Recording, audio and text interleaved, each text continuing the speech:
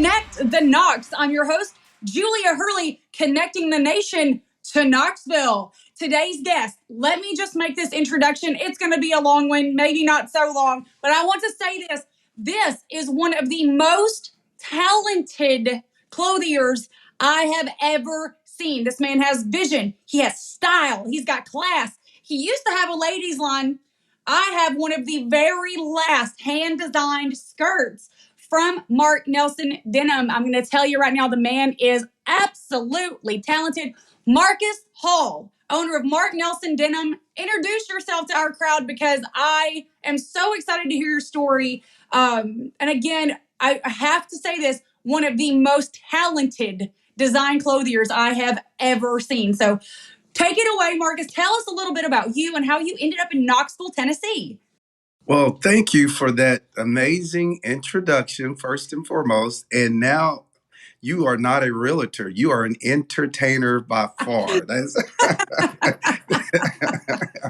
so, but yes, thank you for having me here. But my story is my family originally from Georgia and Ohio, and my great grandparents moved to Tennessee, and so that brought me and my family there. My great grandfather, who Marc Nelson Denim is based out of, or the last name is from, was actually a janitor at the TVA credit union, but he wore a suit every day. And he taught me and my brothers, no matter who you are, you're a janitor or the mayor, you always want to leave the house looking like someone. And so that resonated with me. And that's why I pay homage to that's where the Nelson comes from, and Marc Nelson for my great grandfather. So there you go. Yeah, it's a beautiful story. Yeah. And as a matter of fact, I was living in Los Angeles before we opened the shop downtown Knoxville, where we're currently located. And when I came to see the building, it's literally 3 blocks from where my great grandfather lived. So that all kind of, made me make the decision to move back home to Knoxville. And here we are, almost 13 years later in business. That is I had no idea that was even part of the story here. In my head, I had imagined like you were in Milan, Italy, and just some random Vols fan was wearing a hat, and you're like, I'll check that place out. You actually have a rich heritage here. Yes, absolutely. Yes, my great grandfather and grandparents, and if you didn't know, there used to be a Levi's plant in East Knoxville over on Cherry Street, and that plant was there for decades and actually supplied jobs to most of the East Knoxville community. And so that's how the denim even became a deal for me. I took tailoring at Austin East High School so that I could then leave there and go work at that Levi's plant, but they shut down and started producing in Mexico and China. And so years later, I was like, you know what? I appreciated the feeling that I had and the pride that I had that my family members and other East Knoxville community members worked and made a product at that Levi's plant that was sold throughout the world. And I wanted to bring some of that pride back and start manufacturing here in the U.S. and bring, community members and family members on board. And we all made a product that potentially could be as big as the Levi's brand. I am so confused and jealous. I absolutely 1000% never learned a trade in high school. They didn't teach us anything like that. That is, Yeah. So you're not that old yeah. yet. No, I mean, I don't even know how to sew on a button. It's just not something that we were ever taught. And they actually had an entire class for that. Yes, Wow. absolutely. Yeah, yeah. Back in the olden days, they taught. Austin East used to have a brick mason class. They used to have obviously like a home ec, but it also taught you how to do cook in restaurant environments. They had an auto mechanics class. They had tons of a heat and air class. They had tons of vocational classes so that you could, for those who chose not to go to college and wanted to immediately go into the work field, could do that. And it was amazing. Absolutely. That is absolutely fascinating. I'm going to do a little more research on that. I think our education system could use a little more of that. And now in this day and time, that's where, exactly. Because school is expensive and a lot of kids go on to school and never use that, education to go do anything that they're doing in the future. They end up doing something absolutely different, and they spent a ton of money and time in college where they could have immediately went on to, start making money. And I'm all for a college education. That's an amazing deal. But if you're going to use it and you know what your path is going to be. Right. I agree with that 1000%. I remember when you first opened the store in downtown Knoxville. And how can you paint the picture for us of when you first opened that building and how everything around you's changed? Like, give us the last 13 years of the growth that you've seen in just the downtown Knoxville market. Oh wow. Knoxville isn't the same place at all. 13 years ago, we opened our shop in the basement of the building that we're currently in, and there was only one food truck, a sweet and savory. And we would have First Fridays there, and we would get about 300 people because no one else was doing First Fridays. And so much has changed to the fact that you would, if you came to Knoxville then to visit, and then came back today, you would think you were in a totally different town. I mean, the old city used to be in a place where we couldn't spark it and get restaurants or any, staple to stay, Market Square. There was only a few things that you could go to for dinery or, just entertainment in general. And now Knoxville is as cool as it's ever been in my lifetime. There's food places to eat and fine dining like Tim Love's Lonesome Dove. You've got the Boys, who's got merchants of beer. You've got an athletic club that you can go to that stays open 24 hours. And we haven't even talked about Gay Street and Market Square now is a thriving area that I'm proud to invite my friends and just in general visitors to come along and stay the weekend. And there's so much to do now other than to go to Dolly or go on to the Smoky Mountains. You could actually have a full weekend of entertainment in downtown Knoxville. So I'm so proud, not to mention that our Vols are kicking butt right now. Oh my They're goodness. like, I was yes. actually segue right into that. I'm so glad you did it because I want everyone that's watching this to know that you are the number one clothier for the Vols football team. There you go. Most of the Coach staff, Heupel. the Yes, you got coaches, it. pretty much everybody wears Marc Nelson Denim. I was trying to put that all in one word. Marc Nelson Denim. Yeah, and it's some of the. So I just so happened to be at your shop meeting with Derek Furlow, who was just on our podcast with him, was released yesterday. And you had some of the top senior football players there for fittings.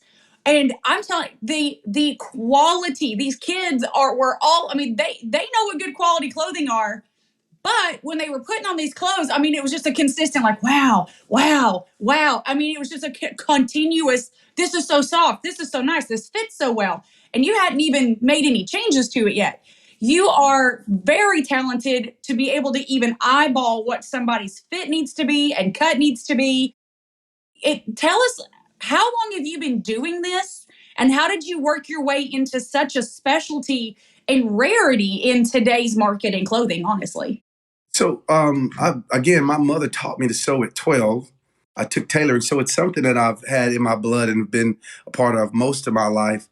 But from a professional status, I've been in business 12 years, and we started with denim and specialty denim because we'd have a ton of athletes who have small waists, big butts, and they couldn't find a They jean know that they, squats. yes, right, and they couldn't find a jean that fit them. And so I was like, oh, wow. And so we found stretch denim that obviously helped in that, but they still needed some tailoring. And we just evolved from there to, suiting. And now we're a lifestyle brand.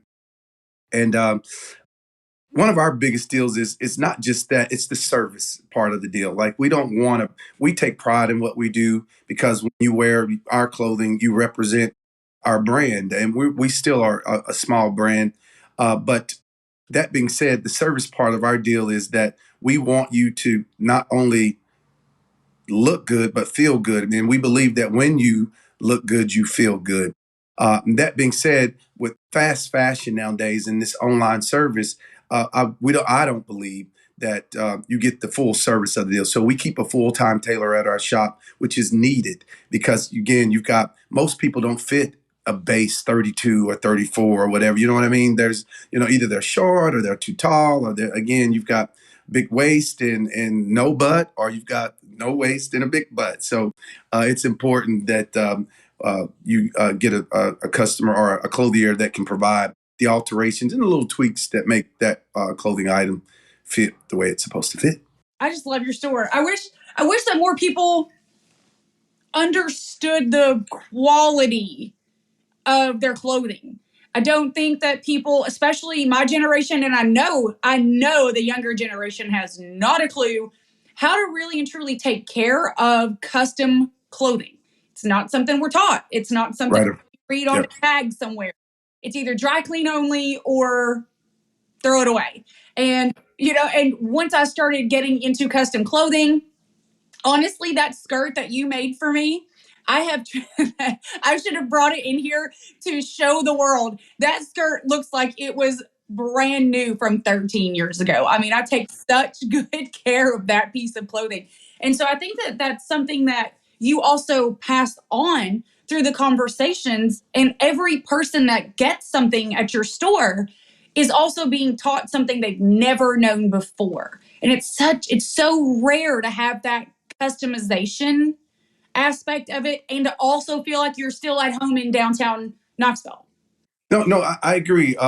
Again, quality is when you go to a clothier and you get custom clothing, it should be something that is an investment. You know what I mean? Like it's not something that you are going to wear one time and then, like you said, throw it away or put it in the back of your closet. And so we sit down with our clients and we talk about fabrics and what do you do for a living, so that the fabric and the cut of your clothing and the that what meets up or matches up with what you're doing for a living. We talk about in the last few years, how has your weight changed, or are you planning on losing weight or gaining weight or whatever the case may be? Because athletes tend to do that, but also dads do too. I mean, if you're a new dad, Dad you may bod. put on a pounder, right? You're gonna have a dad bod in a few years. So we may need to, add for some let out space. But more importantly, again, yeah, it's if you invest in a quality piece, it should hold up, and it should be something that not only you wear for years, but if you have children, you can pass that garment down, because I've worn tons of my grandfather's clothes. I remember the first tuxedo that I owned, was my grandfather's. You know what I mean? It smelled like mothballs, but it was still I bet in today's, what is that tuxedo is probably the hottest thing. trending. If you put it on Yeah, you today, got it. What's the new trending today, generation is right? like, I have to have That that. that 60-year-old tuxedo is really cool right now, Yeah, it is. except for the mothball smell. But no, 100%. So when you invest in a quality clothing, it should last. And we love to talk to our clients about how you keep that up. And again, it doesn't take a lot. If you buy something of quality, it should withstand the test of time. And short of you mud wrestling in it, or whatever the case may be. And honestly, Julia, it's not good to over dry clean your clothing, because it breaks the product down, and that creates tearage, or spaces where you may have things that threads come out, whatever. So you don't want to, because wool or good fabrics are natural, and like if a sheep or whatever, they don't go to the dry cleaners. They just they air out. A good shampoo will do just fine with some soap and water. But no, sincerely, a great product will last forever if you take good care of it, and you should be able to pass it down and keep it forever. So there you have it. We all know that real estate is location, location, location. Our team at Just Homes Group Realty Executives has the true expertise, pairing buyers and sellers with the right opportunities.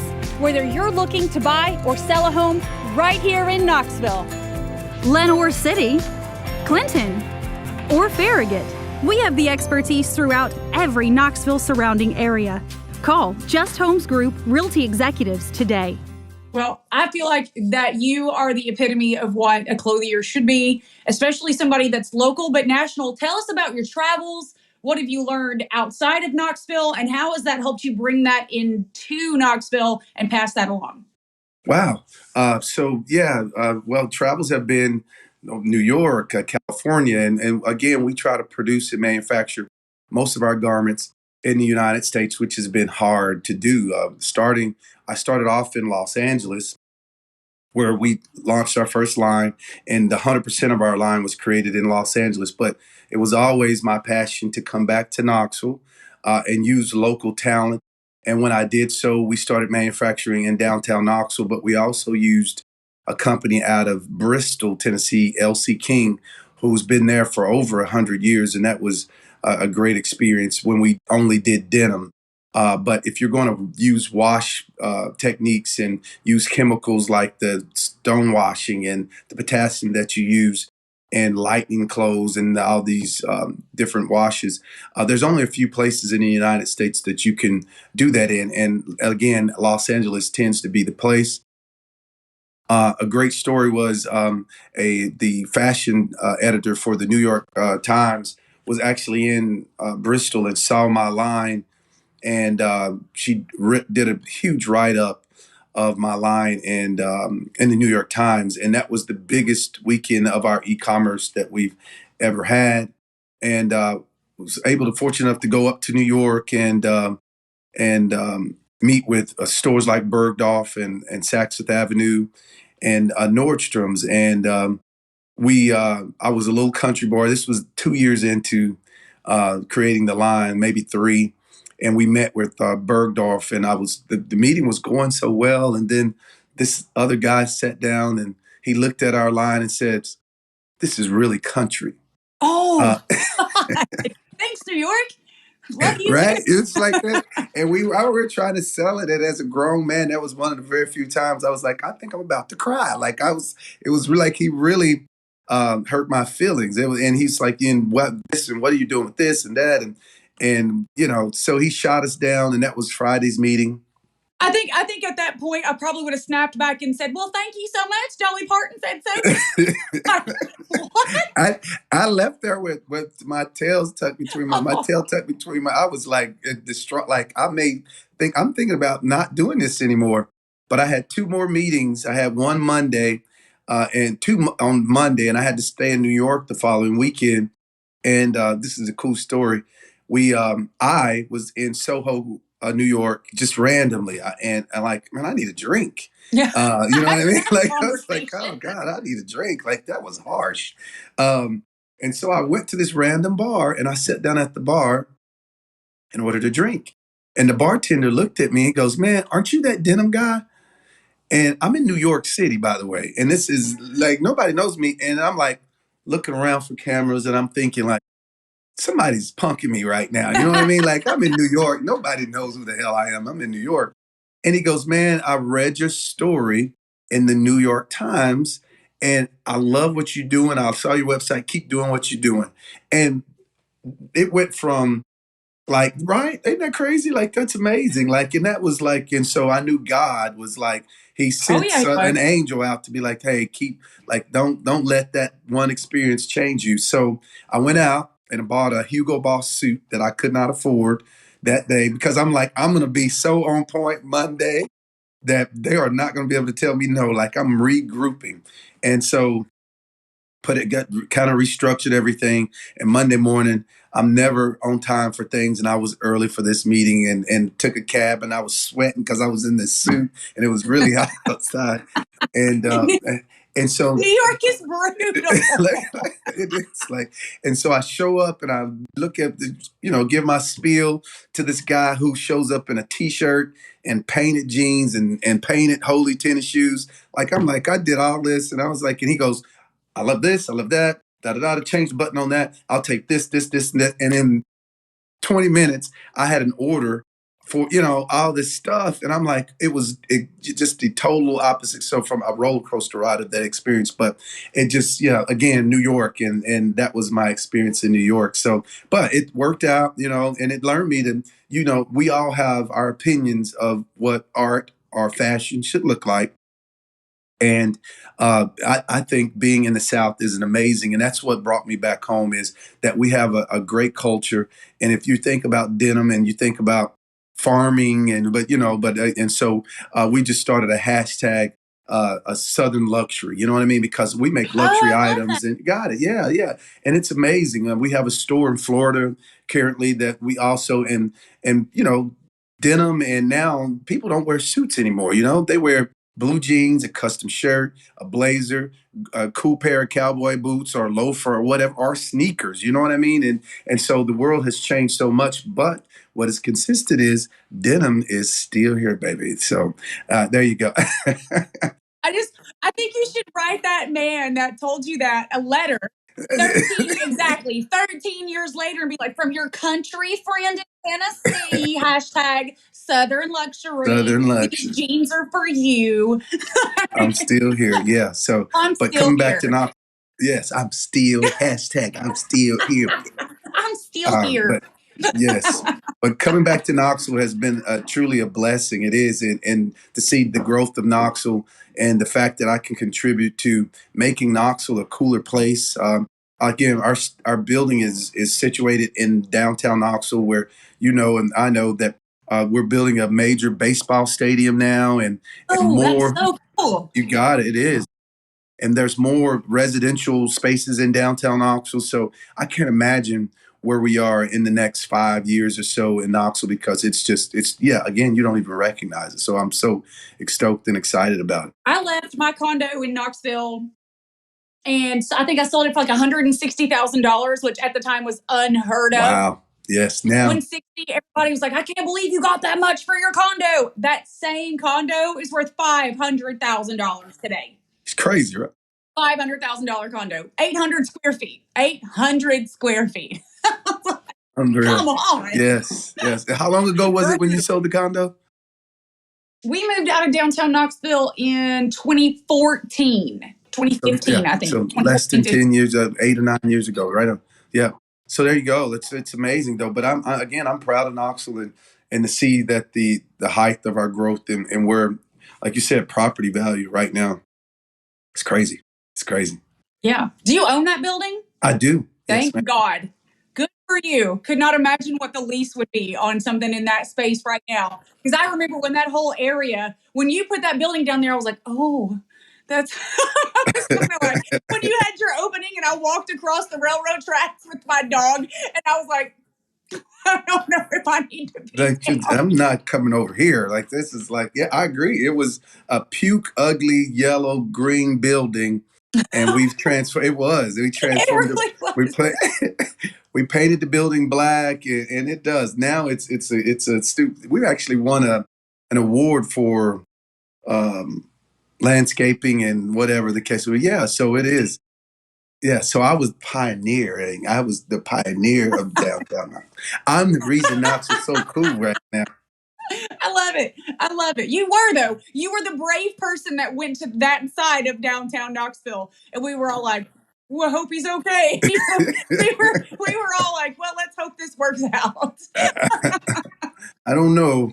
You were like my guy at Bergdorf, Yeah, huh? exactly. Yeah, but we would. Yeah, Yeah.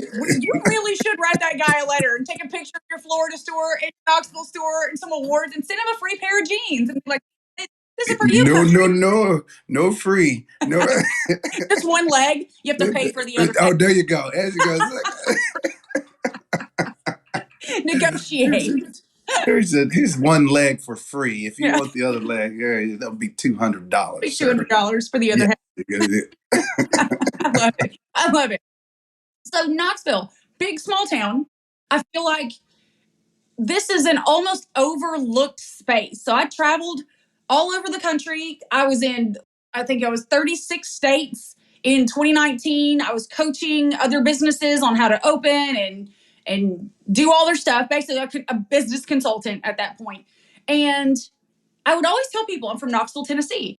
Where's that? And I would say Dolly Parton. They were like, I know Dolly Parton. I'm like, awesome. And that was all they knew. They knew Memphis because of Elvis, and they knew Dolly Parton because of Dolly Parton. That is all they knew. And I would talk about Oak Ridge National Lab, and I would talk about our teaching hospital, and I would talk about our massive campus. We're one of the largest colleges in the country. I would talk about our failing football team, which is now the best football team in the country. And they had no idea. They all thought we were just country bumpkins with no shoes. And they were always very impressed that I could speak properly with Do my you have little shoes on right drawl. now?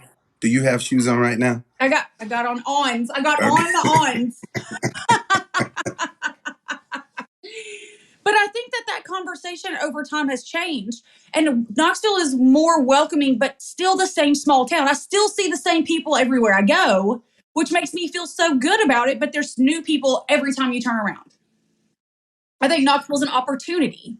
I agree. I recall moving out to Los Angeles for the first time, And coming from Knoxville, the traffic is, you can't even imagine. And I mean, in LA, it's just so, I mean, I literally had a nervous breakdown in my car one day, and I was like, oh God, I'm going back home. But I also remember going to, like you said, a bar or a restaurant and going to the same place multiple times and never being able to have a conversation with anyone. You know what I mean? Like I felt like I'm in a city where there's millions of people, but I felt very alone. And in Knoxville, there's nowhere you can go and not have a conversation with someone. It's like everyone is that, you never meet a stranger in Knoxville. We all have a common bond and love each other like family. And so, and being in the downtown, and that resonates with me. And I recall, and we have mentioned that, getting in trouble and getting in trouble for gambling, and having to go to prison for 14 months and coming back home and thinking, man, what am I going to do? And when I got home, I was shocked at how support and the kindness of the community that kind of brought me back to my feet and says, hey, it's all good. We're going to support you anyway. And, several years later. And so, but I'm from Knoxville. And so I think one of the draws, if you're ever to come to Knoxville, is although the cost of living has gotten higher, we're still a very affordable city. I was in LA 2 days ago, and gasoline is like $6 a gallon. And I'm like, No, thank you. yeah, right. It's like what in the world is going on? And so you pay to be inconvenienced in cities like that. It's a dirty city, and like I said, you're in traffic for hours. And I think the draw to Knoxville is it is a super clean city. It's safe. The cost of living is fair, and although it's rising, rent is rising, but it's still better than most places in the United States. You never meet a stranger. There's so many outlets, whether it's the Chamber of Commerce, you know what I mean, or Knox Business Center. I mean, there's so many outlets for new businesses and or new companies. You got ORNL, or the Oak Ridge National Laboratory, which is, it's huge. Huge jobs everywhere. People just don't know. Pilot Corporation is here. Boyd Sports, Boyd Clayton, you Entertainment, got it. Yeah, you got it. Randy Dollywood. Boyd, and yeah, you got the University of Tennessee, and there's so much room for growth. That yeah, I think Knoxville is a gem, and and quietly, I don't want Knoxville to become Nashville. There's no way their infrastructure. Right? There you go. That's real. But yeah, I do. I love the fact that, and again, I live downtown. I work downtown. I don't have to leave downtown Knoxville. I can literally walk, ride a bike. Then there's South Knoxville, which is amazing. Blowing up. Love it. I remember I was selling houses in Island Home back in 2014 for like $30,000 and couldn't convince people to buy them. I was calling people all over the country saying, hey, you need to get into Knoxville. I can get you a house in Island Home for 30 grand. They're like, oh, that's really expensive. I don't, Knoxville. And now they're begging me for property. I'm like, there's nothing down here, man. With COVID, that there was a lot of negative, but people realized that being in a big city like New York and Los Angeles and paying this astronomical amount of rent, and not knowing, without the entertainment factor there, you know what I mean? Like if you're going to a Broadway play, or, shopping on, and $10,000 a month for a maintenance fee on an apartment you can't leave. You can't leave, right? You gotta, what's the draw? And so, and being able to have a backyard, you know what I mean? And wow, you could, what you were getting in New York and LA for $500,000 was 800 square foot of something. Now you can get land, and, so yeah, I agree. I think Knoxville is an amazing place again. And we are nestled at the foothills of the Smoky Mountains, which is beautiful. And having traveled all over the United States, again, it's so green, and we have 4 seasons. And unlike most places, Florida or whatever, there's no earthquakes, and you don't have to worry about tornadoes, hurricanes, all this stuff. Perfect. Yeah, we are. Knoxville is a perfect place to live. Yep, you got it. All right, I have less than 30 seconds left. Favorite restaurant? Favorite restaurant is Chivo for casual, and Lonesome Dove for if I want to go toward a night out. You got it. I love Lonesome Dove. I really need to get back down there. And Fridays they have that burger special that is crazy. It's like $12 for a burger that is the best burger in Knoxville, hands down. Ooh, I like that. Fridays, yes. Favorite bar? Favorite bar, Chivo, for hands down. Yeah, it is. Chivo is my favorite bar. It is. Yes. I like Wagon Wheel when I'm like out. That's like, the second Wagon Wheel. Yeah, Wagon Mark Wheel. Jernigan's getting some Yeah, shout Mark outs this Jernigan's week. place is amazing, but I go to Chivo like almost every day. Marcus Hall, Marc Nelson Denim, thank you for the opportunity. You got it, babe. Thank you. All right. Oh, favorite realtor. Oh, Julia. All right. All right.